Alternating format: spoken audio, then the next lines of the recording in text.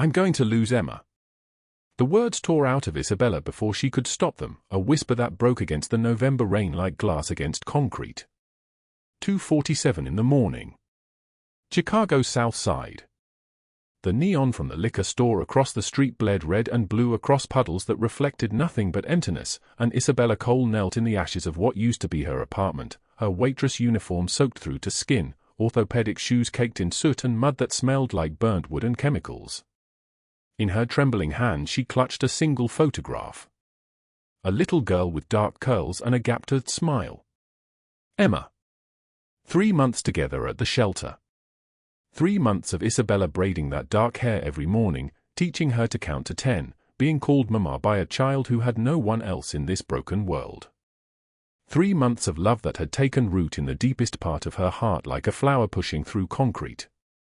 Now Isabella had $78 in her pocket. That was everything. Every bill, every coin, everything she had saved for 2 years of double shifts.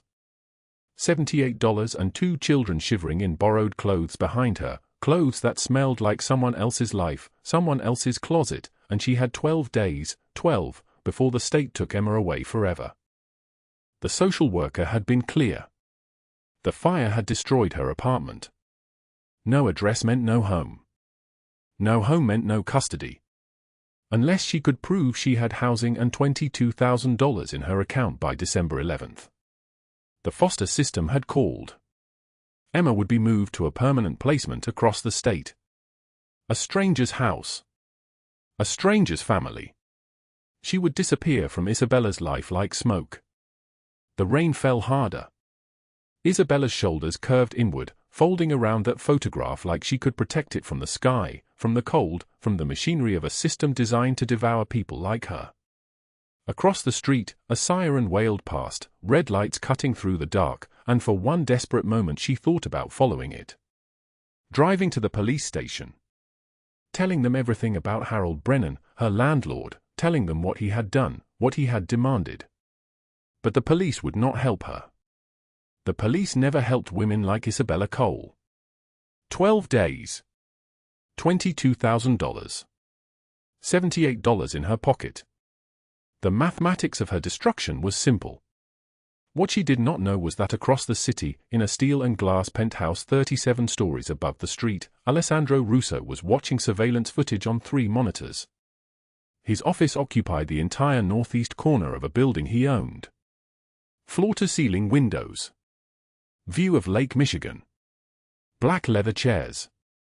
A mahogany desk that cost more than Isabella's annual salary. He sat motionless in the dark, his knuckles white against that mahogany, because the child in that photograph, the one Isabella had just clutched like a prayer, was not just any little girl from a shelter. That child was his daughter. The daughter stolen from him 15 years ago.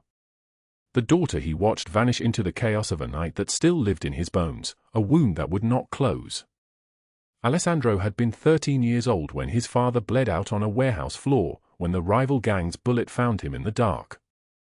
Alessandro had hidden behind shipping crates, powerless, watching his father die, watching the daughter in his mother's arms disappear into the panic and screaming. The custody battle came. His mother sick with grief. The system failing them. Emma given to the state. 15 years of searching. 15 years of private investigators. 15 years of money that moved like water through every agency, every database, every corner of Chicago where a lost child might hide. 15 years of learning to command an empire just to have the power to find her. And 3 days ago, Marco had come to him with surveillance footage from a shelter on the west side. A waitress. Double shifts. Working herself into an early grave for children that were not even her own. Working for a man who made her skin crawl. But with the little girl, with Emma, her whole face changed. She became something tender. Something like a mother. The footage showed Isabella braiding Emma's hair on a narrow cot in a room with 12 other children. The footage showed her reading from a picture book, her voice patient and warm. The footage showed Emma reaching for her hand. Calling her Mama. Alessandro had replayed that moment 47 times. 47 times he had watched his daughter call this stranger mother. His voice came out low, a rumble like distant thunder. Pull everything. Her name. Her address. Her financial records. Everyone she knows. Marco moved swiftly, fingers flying across the keyboard. The lieutenant had worked for Alessandro for 9 years. 9 years of following orders without question. But something in the way Alessandro was staring at that monitor, the way his entire body had gone rigid, made Marco's instinct scream that something fundamental had shifted. "Sir," Marco said carefully, "what am I looking for?" Alessandro did not answer. He only watched the footage of Isabella's hands in Emma's dark curls, watched his daughter smile at a stranger's gentleness, and something cold and dangerous stirred in his chest. Something that had nothing to do with revenge. "Everything," he repeated. "I want to know how she takes her coffee. I want to know which route she walks home. I want to know if she has ever been arrested. I want to know the last time she ate a full meal." The screen switched. Financial records materialized. A bank account with $322. A second account with $12 and change. 13 credit cards maxed out. Medical bills from an emergency room visit 8 months earlier. Eviction notices. Utility shut-off warnings. A late notice for a child's school lunch account. A life that was barely holding together. And the child, Alessandro continued, his voice now like a blade wrapped in ice. Pull all records. Shelter intake. Medical. Everything. Who brought her in? When? From where? Keystrokes. The blue glow of the monitor painted Marco's face in cold light. "Sir, the child was placed in the foster system at age 5. No living relatives on file. The paperwork says she was found abandoned at a hospital emergency entrance. No mother identified. No father identified. She has been cycling through shelters and placements ever since. No permanent family." Alessandro's jaw clenched. His daughter. Found abandoned. Cycling through shelters and placements, unwanted, lost in a system designed to forget children like her. While he had spent millions searching. While he had built an empire searching. The November rain hammered against the windows of his penthouse, a sound like 1,000 fists demanding entry. Down on the streets below, Isabella knelt in ashes and mud, clutching a photograph with $78 in her pocket. And Alessandro Russo, who commanded loyalty with a glance, who made men disappear with a phone call, who had spent 15 years preparing for the moment he would find his daughter, had found her in the arms of a waitress who had nothing. Not enough. It would never be enough. She had nothing, and Emma would be taken from her, and the whole fragile thing would collapse. He picked up the phone. "Marco," he said, and his voice was steady now, resolved, like a man who had just made a decision that would change everything. "Cancel my schedule. All of it. For the next 12 days, I need to know where that woman is every single moment. I need to know what she needs. And I need to make sure that when December 11th arrives, she has everything. Understand?" "Sir," Marco said slowly, "are you asking me to help a waitress?" "I am asking you to help my daughter," Alessandro replied, and the phone went silent. "Now move." Outside, Isabella stood up from the ashes. The rain washed her face clean. In her pocket, $78. In her hand, a photograph of a child with dark curls. In her chest, a heartbeat that refused to stop, refused to surrender, refused to let this beautiful girl disappear into the machinery of a broken system. 12 days. Neither of them knew that their lives had already begun to collide. Neither of them knew that one choice, one moment of desperate love, would pull them together like two forces that could not be separated.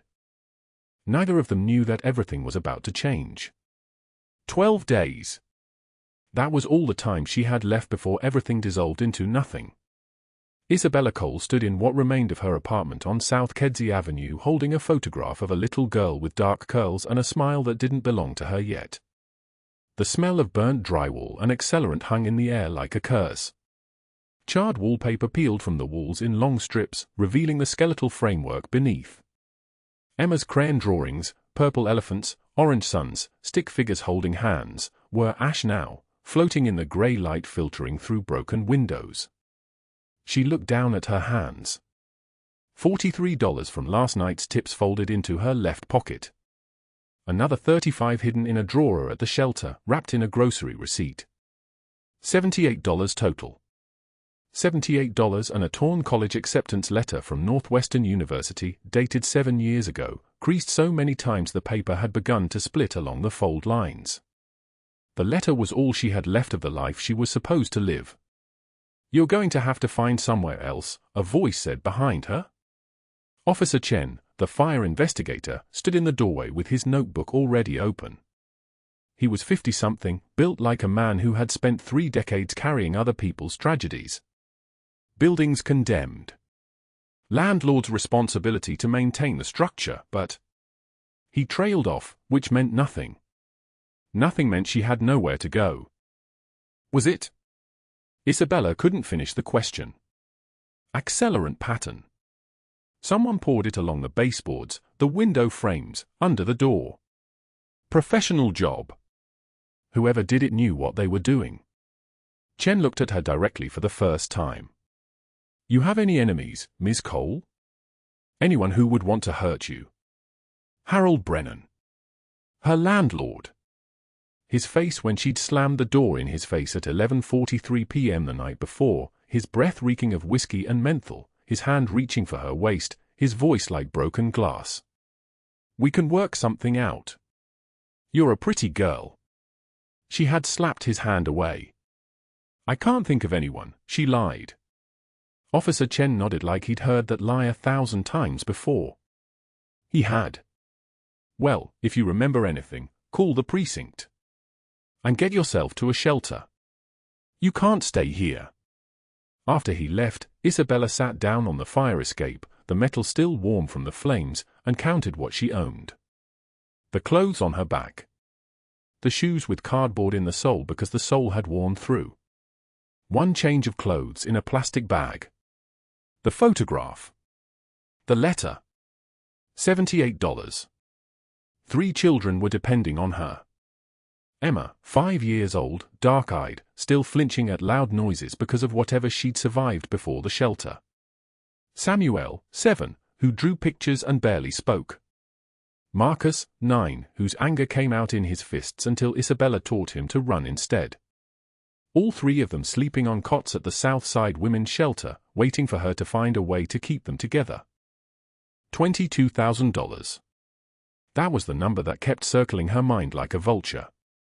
$22,000 was what it would cost to get them into transitional housing through the HOPE program, enough time to establish custody, enough time to build a life. She had none of it. She had $78 and a high school diploma and 2 jobs that barely paid rent on an apartment that didn't exist anymore. The rain started at 2 p.m., cold November rain that cut through every layer of clothing she owned. Isabella walked to Rose's Diner on West Madison Street, her hair plastered to her face, her waitress uniform already reeking of smoke. The diner was a fluorescent-lit shrine to nobody's dreams, cracked red vinyl booths, a counter where the formica had begun to peel away like dying skin, a kitchen that smelled like a grease fire that had happened years ago and never fully aired out. Her manager, Rick, barely looked up from his ledger when she clocked in. "You look like hell," he said. "Car trouble. Had to walk." That was the lie.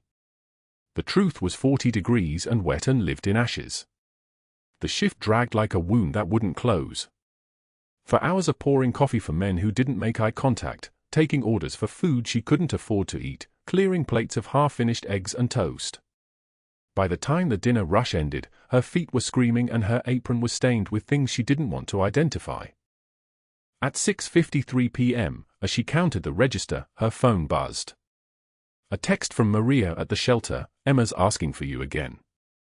She won't eat." Isabella's hand started to shake. She left at 7:15 p.m., her tips for the day in an envelope, $34, $1 less than yesterday, and walked toward the shelter 6 blocks away. The rain had turned into something harder, more deliberate. It hammered the sidewalk and turned the streets into mirrors, reflecting the neon signs of closed businesses and pawnshops. This was the South Side at dusk. Not quite safe. Not quite dangerous. Suspended in the place where the city forgot about people like her. What she didn't see was the black Mercedes that pulled away from the curb 3 blocks behind her, wipers cutting through the rain in a steady rhythm, measured and patient. Inside the car, Alessandro Russo gripped the steering wheel with both hands. His knuckles were white. The man in the passenger seat, Marco, his most trusted lieutenant, who had been with him for 18 years, kept his eyes forward and his mouth shut. "Boss," Marco finally ventured, his voice careful, "you shouldn't be doing this personally. We have men for surveillance. Good men. Trained men." Alessandro didn't respond. His eyes never left the figure moving through the rain ahead of them, a woman in a stained waitress uniform with no umbrella, shoulders hunched against the cold, walking with the kind of exhaustion that came from carrying weight that wasn't hers alone to carry. He had watched surveillance footage of her for 4 days now. For days of video feeds from the shelter, from the diner, from the street corners where she waited for the bus when she couldn't afford cab fare. He had watched her braid Emma's hair. He had watched her read to Emma at bedtime, her voice steady and patient even though the child flinched at every shadow. He had watched his daughter smile. In 15 years of searching, in 15 years of hiring investigators and paying informants and following leads that dissolved like smoke, he had never seen Emma smile. Not once. Not in any of the 12 different shelters, not in any of the foster homes, not in any of the places she had drifted before washing up at the South Side Women's Shelter 6 months ago, where a waitress with $78 in her pocket and a torn college acceptance letter had started spending her free time reading to traumatized children. "The woman," Alessandro said quietly. "The one with Emma." "Who is she?" Marco had already prepared the file. It was sitting in a folder on the back seat, printed pages, photographs, financial records. Isabella Cole, 28 years old, dropped out of Northwestern University when her mother was diagnosed with stage 4 cancer. Worked 2 jobs. Lived in a condemned apartment building until it burned down last night. No criminal record. No family. No boyfriend. No connections to any known criminals or organizations. No one. She was completely, utterly, defenseless nobody. "Her name is Isabella Cole," Marco said. "Waitress at Rose's Diner. Also works night shifts cleaning offices downtown. Mother died 6 years ago. Father disappeared when she was 9. She's been in the foster system herself, moved between 7 different homes between ages 10 and 18. Alessandro's hands tightened on the wheel. "And the girl?" "Emma. They met 3 months ago at the shelter. Ms. Cole volunteers there on her days off. She started spending time with Emma. The child was nonverbal when Ms. Cole started working with her. Now they're attached. Attached. That was one word for it. Another word was salvation." The Mercedes slowed as Isabella turned the corner toward the shelter. Alessandro could see the building now, a 3-story converted brownstone with boarded windows on the 2nd floor and a hand-painted sign that read South Side Women's Shelter in letters that had begun to fade. Isabella paused at the steps. She pulled out her phone and looked at the time. 7:42 p.m. She took a deep breath, the kind of breath people take before stepping into cold water, and pushed open the door. Through the rain-streaked windshield, Alessandro watched her disappear inside. "What do we do?" Marco asked quietly. Alessandro picked up his phone. His voice, when he spoke, was ice-wrapped in velvet. "Cancel my schedule. All of it. For the next 12 days, I need to know where that woman is every single moment. I need to know what she needs. And I need to make sure that when December 11th arrives, she has everything. Understand?" "Sir," Marco said slowly, and the word carried the weight of a man who had just heard his boss say something that violated the fundamental rules of his world. "Are you asking me to help a waitress?" "I am asking you to help my daughter," Alessandro replied. "The one I've been searching for all my life. Now move." The phone went silent. And in the shelter, for blocks away, Isabella knelt beside a 5-year-old girl in a cot and whispered a promise she had no way of keeping. The Mercedes sat idling across the street from Rose's diner, rain hammering against the windshield in sheets that turned the neon sign into a bleeding watercolor. Inside, through the grease-stained glass, Alessandro Russo watched Isabella Cole move between tables with the efficiency of someone who has learned to disappear into the background. 37 years old but moving like someone twice that age, feet swollen in orthopedic shoes that cost more than her weekly rent, if she had weekly rent. Which she did not. She had $78 in her pocket. That was all. That was everything. A customer snapped his fingers. She moved. The coffee pot never wavered. Marco sat in the passenger seat, hands folded, not asking the question written across his entire face. 15 years of driving Alessandro Russo, 15 years of following orders without flinching, and Marco had never seen his boss watch anyone like this. Not with hunger. With something deeper. Something that looked almost like grief. How long? Marco finally asked. Until she stops moving, Alessandro replied.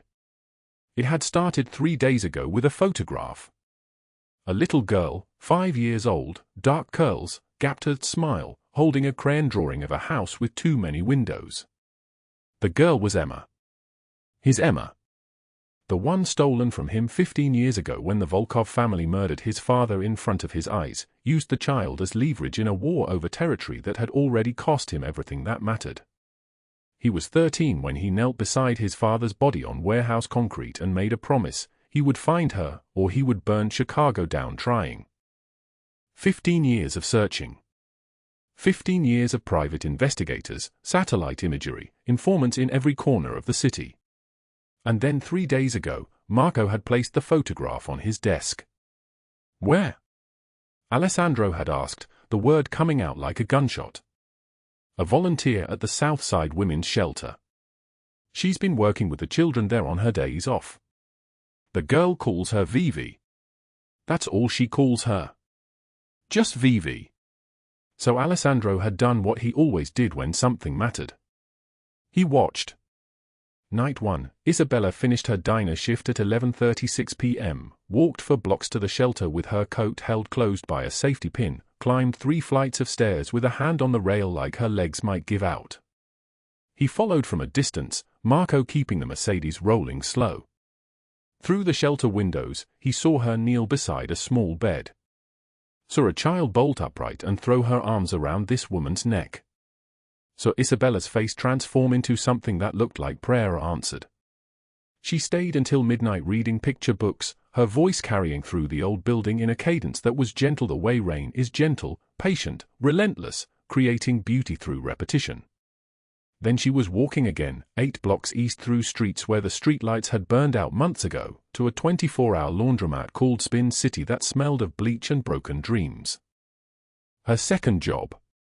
1 a.m. to 5 a.m. Minimum wage, no tips, cleaning toilets in a bathroom that had never been clean a day in its life. Night 2 brought clarity. At 11:25 p.m., as Isabella was tying her apron strings to leave the diner, Harold Brennan appeared in the doorway, 63 years old, expensive suit hanging wrong on a soft frame, landlord of the building that had burned down 12 days earlier. He grabbed her arm. Isabella yanked away. From the car, Alessandro heard nothing but saw everything. Saw Brennan's mouth moving. Saw the fear that flickered across her face before she turned away. Later, at the shelter, she held Emma tighter than usual, her hand stroking the child's hair with an intensity that suggested she was memorizing it, committing it to some part of herself that knew how to hold onto things. At the laundromat, counting the evening's tips at 3:11 a.m., her hands shook so badly the bills scattered across the plastic folding table. $37. She gathered them slowly, her shoulders curving inward, and for several minutes she simply sat there, forehead against her palms, breathing like someone learning the act for the first time. Marco had pretended to look at his phone. Night 3 was the night everything shifted. Rain fell harder, the kind of November rain that suggests the city itself might dissolve. Isabella's shift at the diner ended at 11:16 p.m., but instead of turning toward the shelter, she walked in the opposite direction. Toward the burnt-out husk of her old apartment building on Morgan Street. Alessandro followed on foot this time, staying in the darkness between streetlights. The building was wrapped in police tape, condemned, its upper floors just blackened teeth against a black sky. Isabella ducked under the tape and climbed through a gap where the front door had been. Ash crunched under her shoes. She moved upward, counting steps, until she reached what had been her apartment. Second floor. She knelt in the rubble and pulled something from her jacket pocket, a photograph of Emma, creased and worn. Her whisper cut through the sound of rain. "I'm going to lose her? I can't make $22,000 in 12 days. The state hearing is November 18th. If I don't have stable housing and proof of income, they'll move her to another placement. She'll disappear into the system like before. I'll never find her again. I promise you, baby. I promise. I'm going to find a way. I'm going to." Her voice broke. She pressed the photograph to her chest. Alessandro's hand gripped the doorframe hard enough that his knuckles went white. $22,000. 12 days. His daughter's birthday was November 18th. The state hearing was on his daughter's birthday. This woman with $78 in her pocket and orthopedic shoes and a safety pin holding her coat together, had been caring for his daughter. Had been her mother, in every way that mattered, when he could not. Had been the one keeping her alive. He pulled out his phone, his voice low and steady when Marco answered. "I want everything. Background check by morning. Employment history. Finances. Who owns the building that burned down? Who holds the mortgage? Every call made from Harold Brennan's phone in the last 6 months. And I want to know what the state hearing is actually about." "Yes, sir," Marco said quietly. What Isabella did not know, kneeling in the ashes of her life, was that she had just been heard by the one man in Chicago who could make $22,000 appear like smoke dissolving into nothing. The one man who had spent 15 years learning how to bend the world to his will. The one man who now understood, with a clarity that felt almost like drowning, that his daughter was already loved. Already safe. Already claimed by someone who had nothing to offer but everything. Morning broke cold and grey over the city. Isabella dragged herself into the diner for the breakfast shift, 6 hours of sleep across 3 nights, her feet screaming in those orthopedic shoes, her hands moving through the motions of filling coffee cups and writing orders while her brain operated on empty. The clock read 8:51 a.m. when the bell above the door chimed sharp and sudden. 3 men in black suits filled the doorway like they were expanding to take up all available space. The one in front was tall, broad-shouldered, dark hair touched with silver at the temples, a scar running through his left eyebrow like a story nobody wanted to hear. His eyes were the color of winter. He walked directly to her section and sat down in the corner booth. His companions positioned themselves near the door, their presence suggesting that no one was leaving until this man had finished his coffee. Every conversation in the diner stopped. Spoons went still against saucers. Coffee cups froze halfway to lips. Isabella approached with her order pad, her heart moving at a speed that made the rest of the world feel slow. "Coffee," she managed. "Sit down, Isabella." She froze. Her voice came out smaller than she meant it to be. "I'm working. I can't." "Sit down." Not a request. The kind of statement that understood the difference between choice and biology, between will and gravity. She slid into the booth opposite him. Her hands were shaking. Up close, his eyes were even more devastating, not cruel, but aware of a pain so complete that cruelty would have been redundant. "How do you know my name?" she whispered. "I know everything about you. I know you dropped out of Northwestern 7 years ago when your mother got cancer. I know you work 3 jobs and sleep for hours a night. I know your apartment burned down 12 days ago because Harold Brennan set the fire himself. Because you wouldn't sleep with him. Because you told him no." He leaned forward slightly. "And I know you have $78 in your pocket. I know you need $22,000 in 12 days for the state hearing on November 18th. Or you lose her. Her face went white. Tears sprang to her eyes before she could stop them. Who? My name is Alessandro Russo. She recognized the name the way people recognize thunder, as a warning, as something powerful and distant and not meant to touch ground where she stood. She started to rise, but his hand caught her wrist, gentle but with the weight of certainty. Emma is my daughter, he said. The world stopped rotating. That's impossible, Isabella whispered.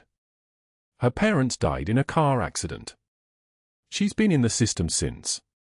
She was taken from me 15 years ago.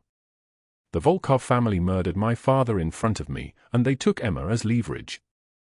She was 2 years old. I've spent every year since trying to find her. And 3 days ago, my people brought me a photograph. A drawing she made. And I saw her face. Our face. And I saw you. He released her wrist but remained leaning forward, his voice dropping lower. I saw you holding her at midnight in a shelter where the heat barely works. I saw you choose to be with her instead of sleeping. That matters, Isabella. That matters to me. Isabella couldn't breathe properly. She has your eyes. I know. Thunder rolled across the sky outside. The rain intensified. I need your help, Alessandro continued. The state won't give custody to me. I have a criminal record. But you have a clean record. You have a real relationship with her. If I provide you with $22,000 for housing and stable income, if I set you up in a proper apartment, the state will approve you as her foster parent. And I can be in her life. We can be her family. Together. Isabella shook her head. Why would you do that? I'm nobody. I'm just. You're the woman my daughter calls Vivi. You're the woman who stayed with her when you should have been sleeping. You're the woman who knelt in ashes and made promises to ghosts. You're not nobody, Isabella. You're the reason my daughter is still alive. She was crying now, silently, her shoulders folded inward. Around them, the diner had gone completely still. Marco and Theo exchanged a look that suggested the laws of physics had just changed. Alessandro pulled out an envelope and slid it across the table. $22,000. Cash. First and last month's rent on a 3-bedroom apartment in Lincoln Park, security deposit paid, utilities in your name. Starting tomorrow, you work for me. Managing books for my restaurant holdings. $60,000 a year.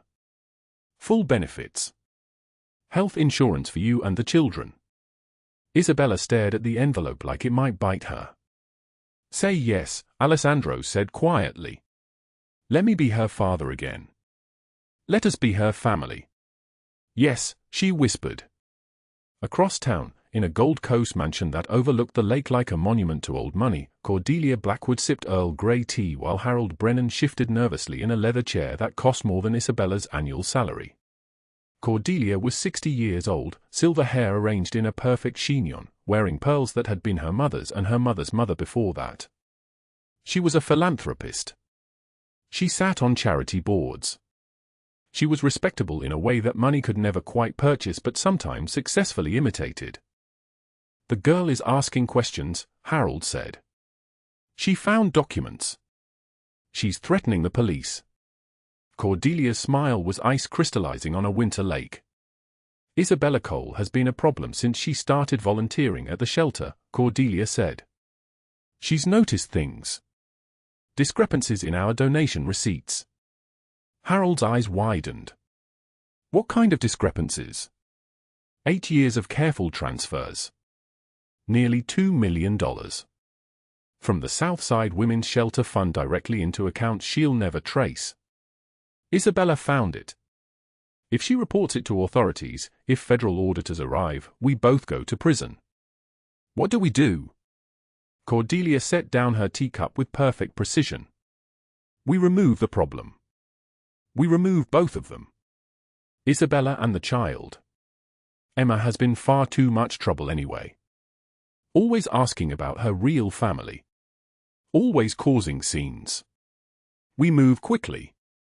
We move quietly. We move before she can speak. The rain outside her window fell in sheets, and neither of them noticed the black Mercedes parked across the street, or the man inside it receiving a phone call, or the way his entire body went still when he heard the words. Real strength is not found in never falling but in always standing back up. The apartment door explodes inward. 2 men in ski masks. Isabella screams, runs for the bedroom, slams the door, locks it. They kick it down. She grabs the bedside lamp, swings it, connects with one man's head. He goes down. The second grabs her hair, yanks her back. She claws at his face, draws blood. He punches her in the stomach and she doubles over, can't breathe. He's dragging her toward the window, toward the fire escape, and she's fighting but he's so strong, his grip like a vice tightening around her wrist. The hallway outside fills with footsteps. Not running. Walking. Measured, unhurried, each step deliberate on the hardwood floor. The apartment door opens. Alessandro walks in with Marco and 8 men in black. The hired man drops Isabella and runs for the window. Doesn't make it. Marco's men have him on the ground in 3 seconds, zip-tied, silent. The second man wakes up to a gun in his face. Alessandro kneels beside Isabella on the floor. She's gasping, arms wrapped around her ribs. His hand touches her shoulder, gentle, a stark contrast to the violence that just erupted around them. Did he hurt you? She shakes her head but he sees the bruise forming on her cheekbone, a purple bloom spreading like a stain. His jaw tightens. The scar running from his left eye to his jawline seems to deepen in the apartment's pale light. He stands. Walks to the man who punched her. Steps on his hand. Bones crack. The man screams. Who sent you? Silence. The rain outside pounds against the windows like fists demanding entry. Who sent you? Cordelia Blackwood. She paid us 200 grand. She said the girl found something in the shelter records. She said she'd pay another 100,000 if we brought you her and the child alive. Alessandro releases him. Pulls out his phone. Theo, you get all that? Theo's voice crackles over the speaker, steady, every word, boss. Plus her conversation with Brennan earlier. We have her on conspiracy, attempted kidnapping, embezzlement, fraud. I've been recording from her garden for 30 minutes. She's been planning this for 3 days. Call the FBI. Tell them we're bringing them the biggest shelter fraud case in Chicago history. $2 million. 8 years of transfers. Names, dates, account numbers. Everything.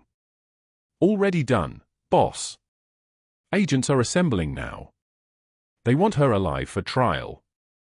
Alessandro hangs up. Looks at Isabella still on the floor, still shaking, still unable to breathe properly. He extends his hand. Come. We need to move. Emma is safe at the restaurant but we're going to the federal building. You're going to give them a statement. And then this ends. Cordelia Blackwood will spend the rest of her life in a cell. Isabella takes his hand. His skin is warm, his grip steady, nothing like the violence of minutes before. He pulls her up slowly, carefully, as if she's made of something that breaks easily. She leans against him and he doesn't move away. For the first time since she found that text message, she believes him. 3 hours later, the sun hasn't risen yet. November 18th, 6:47 in the morning. Cordelia Blackwood is drinking coffee in her kitchen. Earl Grey, still hot, still perfect. She doesn't know yet. The coffee tastes like it always does, like money, like safety, like a life built on structures that cannot fall. She's wearing a cream silk robe over silk pajamas that cost more than most people's monthly rent. Her silver hair is already arranged perfectly, even at dawn, even before anyone can see her. The doorbell rings. She frowns. Nobody visits this early. She opens the door. 15 FBI agents in tactical gear stand on her porch. The lead agent, a woman with steel-gray eyes, holds up a warrant. Cordelia Blackwood, you're under arrest for embezzlement, fraud, conspiracy to commit kidnapping, and attempted murder. The color drains from her face like water from a broken vessel. This is absurd. I'm a philanthropist. I sit on the board of. You've embezzled $1.9 million from the Southside Women's Shelter over 8 years. We have the bank records. We have recordings of you ordering hits on Isabella Cole and her foster daughter. You're done. They lead her out in handcuffs. News cameras everywhere. Every channel broadcasting live. The philanthropist in pearl necklaces and designer suits, hands cuffed behind her back, face twisted in rage and terror. She screams at the cameras, "I'm innocent. This is a setup." Her voice cracks. Her composure shatters like glass. Nobody believes her. By 8 in the morning, her name will trend on social media. By noon, international news will pick it up. The carefully constructed reputation of 60 years collapses in one morning. Same time, different building. Harold Brennan's apartment on the South Side where he'd been packing a bag, planning to run. FBI agents kick his door in. He's standing in the kitchen, freeze, like a deer caught in headlights. The lead agent reads the warrant. Harold Brennan, you're under arrest for arson, extortion, fraud, conspiracy, and sex trafficking. You've been running an operation forcing tenants into prostitution for rent.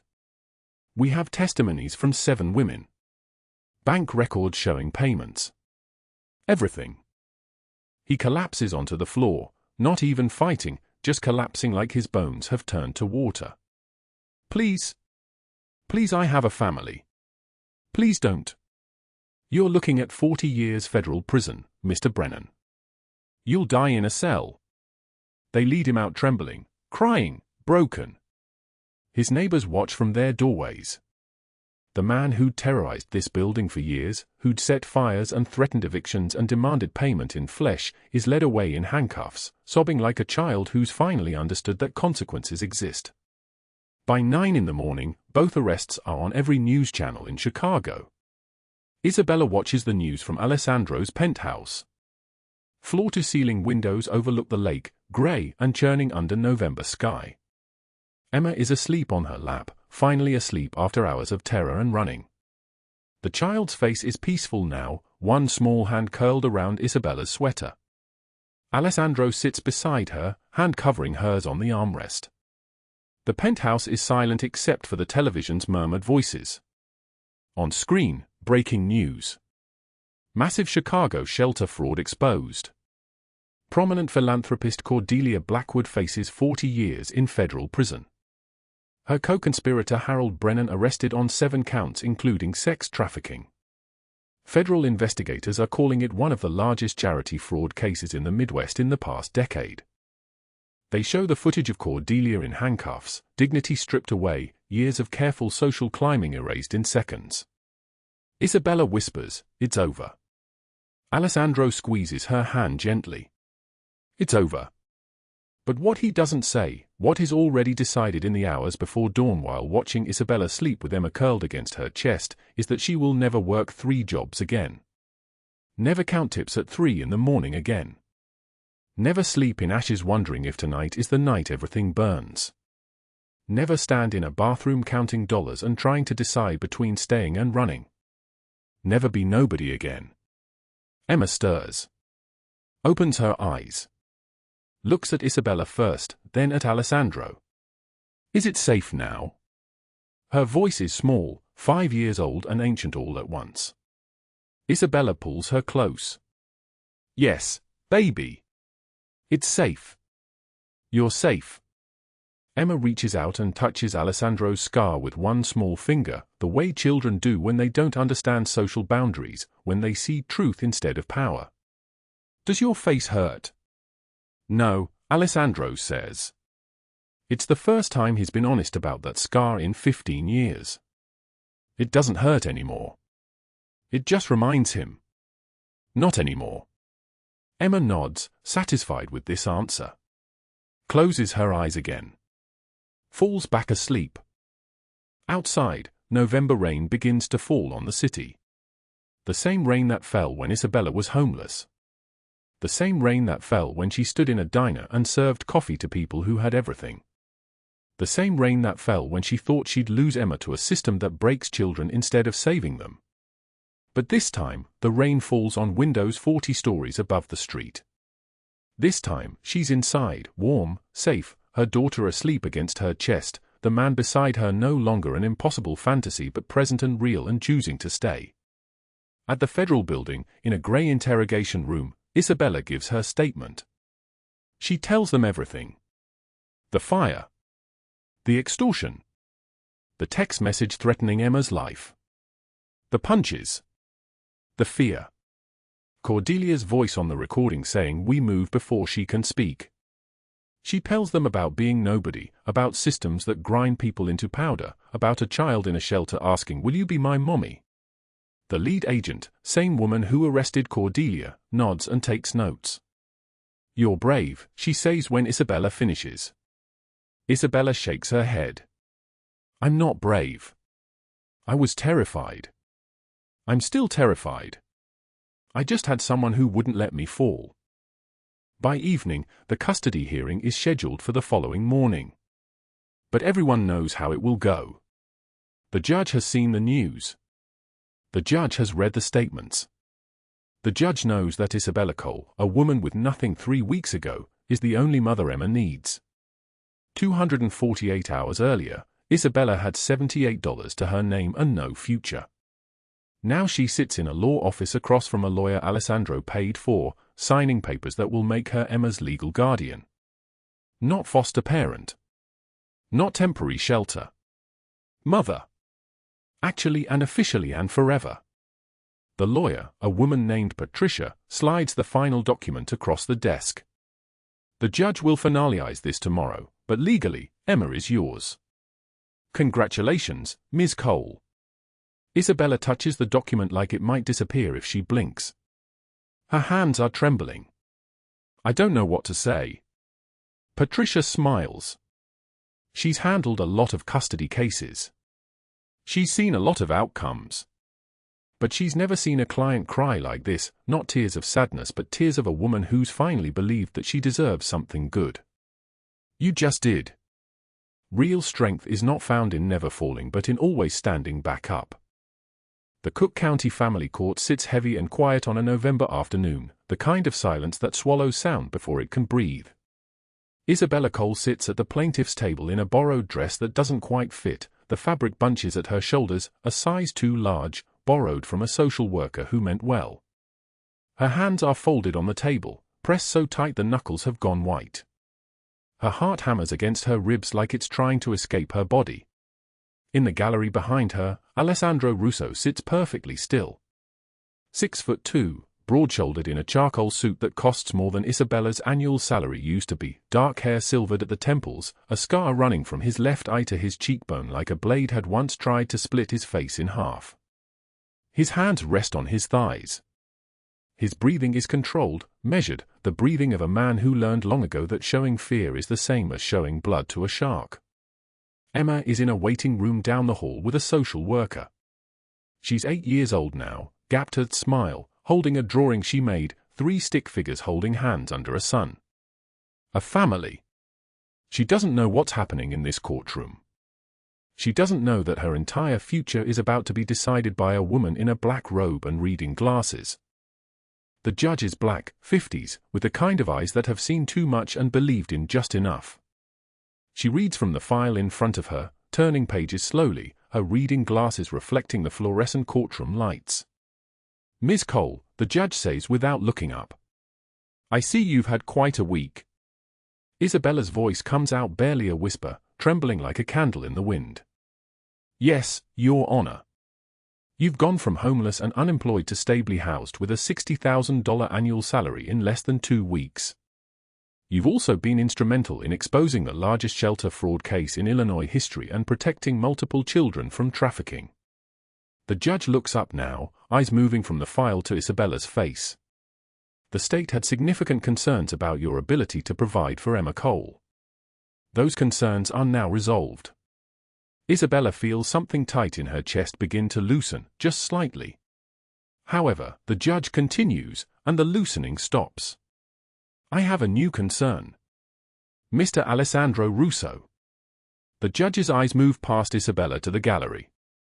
Mr. Russo, please stand. The sound of Alessandro rising is barely audible, but Isabella hears it, the subtle scrape of his shoes on the courtroom floor, the whisper of expensive wool fabric. You've submitted a petition for visitation rights with Emma Cole, claiming paternity. DNA test results confirm you are her biological father. You've also provided financial support to Ms. Cole and secured her employment with your organization. Is that correct? Yes, Your Honor, Alessandro says. His voice is deep and solid like an oath, measured, respectful. He's a man who knows how to move through systems of power. He's operated in the shadows long enough to know how to stand in the light. Mr. Russo, you have a criminal record. Assault conviction 15 years ago. I was defending my family, Your Honor. I served my time. I've had no arrests since. I run legitimate businesses, restaurants, real estate, investment properties. I pay my taxes. I'm not asking for custody. I'm asking for the chance to be my daughter's father. The courtroom is so quiet you can hear the clock on the wall. Tick. Tick. Tick. The judge sets down the file and looks between them. Ms. Cole, what do you want? Isabella stands. Her knees almost give out, she has to grip the edge of the table to steady herself. When she opens her mouth, her voice shakes. I want Emma to have a family. A real family. I want her to know her father. I want her to have everything I didn't, 2 parents who love her, stability, safety, a home that won't burn down. She pauses. Breathes. Mr. Russo saved my life, Your Honor. He saved Emma's life. He's a good man. And Emma deserves to know that. The judge's expression softens. Just slightly. Enough. I'm granting full custody to Isabella Cole with visitation rights to Alessandro Russo every weekend and holidays. We'll revisit in 6 months to assess the arrangement. The gavel falls. The sound echoes like a gunshot in the silence. Isabella's knees do give out this time, and Alessandro catches her elbow, steadying her. His hand is warm, solid, real. She turns to him and his eyes are wet, not tears yet, just the gathering of them, the way a storm gathers before it breaks. She's never seen him like this. Neither have the social workers watching from the back of the courtroom. They bring Emma in. She's wearing a new dress, pale blue, her hair in braids Isabella put in that morning. The social worker explains gently, Emma, you're going to live with Miss Isabella now. And you'll get to see your daddy every weekend. Emma looks between them. She looks at the judge. She looks back at Isabella and Alessandro. Forever? Emma asks. Isabella kneels down so they're at eye level. Forever, baby. I promise. Emma throws her arms around Isabella's neck and holds on like she's afraid the earth will shift and swallow her if she lets go. Over Emma's shoulder, Isabella meets Alessandro's eyes and something passes between them, gratitude, recognition, the beginning of something neither expected because neither believed they deserved it. That evening, Alessandro's restaurant, private dining room at the back where the light is soft and the world outside feels very far away. The table is covered in pasta and bread and wine, and around it sit Isabella, Emma, the 2 foster boys Samuel and Marcus, ages 9 and 7, still carrying the weight of systems that failed them, Alessandro, Marco, and Theo. Emma sits between Isabella and Alessandro, holding both their hands. She's telling a story about school, about a girl named Sophia who said something mean on the playground. Marcus is telling her what he would have said back. Samuel is eating his 3rd plate of pasta with the kind of concentration that suggests food might disappear at any moment. Alessandro watches Isabella. He watches her teach Marcus how to twirl spaghetti on his fork, watches her laugh when Samuel makes a joke about the cat that lives in the restaurant's back garden, watches her eyes light up, really light up, not the tired, cautious expression that lived in them 3 weeks ago, but genuine warmth that comes from somewhere deep. Marco leans over to Theo, voice low. In 15 years I've never seen the boss smile like that. Theo nods slowly. That's not a boss smile. That's a man in love. Think he knows? Not yet. But he will. Later that night, after the boys are in bed, Samuel and Marcus in the second bedroom of their new apartment, a place Isabella rented with the first paycheck Alessandro gave her, Isabella puts Emma to bed in her own small room. Emma is drowsy, fighting sleep, the way children do. Emma whispers into the darkness, "Mama, are you going to marry Daddy?" Isabella's heart skips and stumbles. What? No, sweetie. We're just friends. But you love him. I barely know him, Emma. Emma's gap-toothed smile appears in the darkness. You will. I drew us as a family. In my picture. We were all holding hands under the sun. And I knew it would come true. After Emma falls asleep, Isabella finds Alessandro on the apartment balcony.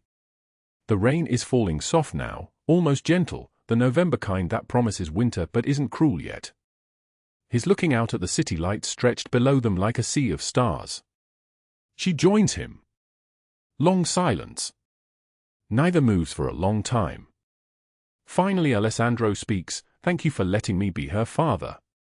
Isabella shakes her head. "Thank you for giving me a life. 3 weeks ago I had $78 and a dream that felt like a lie. Now I have everything." He turns to her. "This isn't charity, Isabella. You've earned everything you have. You saved my daughter when I couldn't reach her. You loved her when she had no one. You fought for her against people who would have destroyed her. You're the strongest person I've ever met." "I'm not strong," Isabella says quietly. "I'm terrified every day that I'll fail her. That I'll turn around and find her gone. That this will all disappear. Real strength is not found in never falling but in always standing back up," Alessandro says. The words land between them like a promise. Like a prayer. Isabella looks up at him and for the first time she sees not the crime boss, not the dangerous man with men in black SUVs and guns hidden in jacket linings, but the broken 13-year-old boy who lost his father and built an empire on the ashes just to find his daughter again. She sees herself reflected in him. He sees himself reflected in her. Neither moves. Rain falls. The city breathes below them. And something inevitable begins. 6 months later, May sunshine streams through the windows of their apartment. Yes, their apartment now. He moved his things in gradually, piece by piece, until one day they realized he'd stopped going to the penthouse except for business. Emma is 8, still calling Isabella Mama and Alessandro Daddy, still sleeping with that drawing of the family holding hands taped above her bed. Isabella's managing the restaurant finances and discovered she's brilliant at systems, at finding inefficiencies, at building something that works. Alessandro promoted her to CFO with a salary of $95,000 a year. She enrolled in night classes at Northwestern. The acceptance letter is framed on their bedroom wall now, no longer torn, carefully taped back together, a reminder of what she fought for when everything told her to surrender. Harold Brennan is serving 40 years in federal prison.